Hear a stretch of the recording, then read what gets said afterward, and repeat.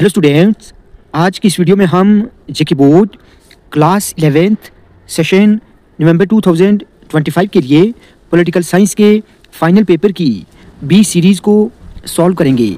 Students याद रहे, आपका पॉलिटिकल साइंस का फाइनल पेपर बिल्कुल इसी पैटर्न में पूछा जाएगा। तो चलिए स्टार्ट करते हैं।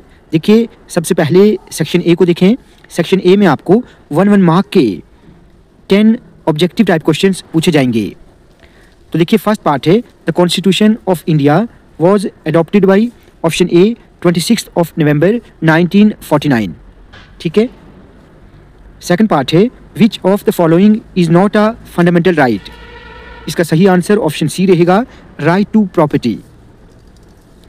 थर्ड पार्ट है who said politics is the struggle of power. इसका सही आंसर ऑप्शन बी रहेगा, मैक्स वेबर। फोर्थ पार्ट है the concept of class struggle was given by option B Karl Marx. Fifth part है the statement that men by nature are equal is given by option A Hobbes. Sixth है for Marxist the fundamental equality is option C economic equality. Seventh is a hindrance in the development of nationalism is option C that is communalism. Eighth है the key exponent of the modern idea of nation state was option D G.W. Hegel. Ninth है the word nation is derived from which language। इसका सही answer option C रहेगा, Latin. And the last one is which of the following elements is responsible for the promotion of nationalism। तो इसका सही answer option D रहेगा, all of these। ठीक है, इन तीनों पॉइंट्स को आप याद रखेंगे। उसके बाद सेक्शन बी में आपको 2 मार्क्स के क्वेश्चंस पूछे जाएंगे। ये सभी क्वेश्चंस मोस्ट इंपॉर्टेंट है। What are the main features of constitution या डिफाइन कॉन्स्टिट्यूशन, ये आपको पता होना चाहिए। कल्चरल राइट्स क्या होते हैं, राइट्स की डेफिनेशन भी आपको अच्छे से तैयार करनी है। फंडामेंटल राइट्स आर जस्टिसेबल, इसको एक्सप्लेन करना है। ठीक है। उसके बाद यूनिवर्सल अडल्ट फ्रेंचाइज क्या है, what you mean by flexible constitution या what you mean by rigid constitution, ये भी आपको पता होना चाहिए। ठीक है। तो इन सभी क्वेश्चंस को आप अच्छे से तैयार करें। उसके बाद सेक्शन सी में आपको शॉर्ट आंसर क्वेश्चंस पूछे जाएंगे। ये सभी क्वेश्चंस 4 मार्क्स के रहेंगे। जैसे describe the executive powers of the president या how is the council of minister formed in the state. ठीक है।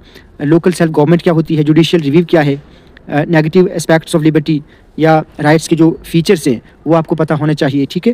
तो गुड सिटीजन की क्वालिटीज़ क्या क्या हैं, ठीक है, कौन कौन सी क्वालिटीज़ गुड सिटीजन में होनी चाहिए, ये इंपॉर्टेंट क्वेश्चन है। देन सेक्शन डी में आपको ये 6 मार्क्स की एक पैसेज पूछी जाएगी।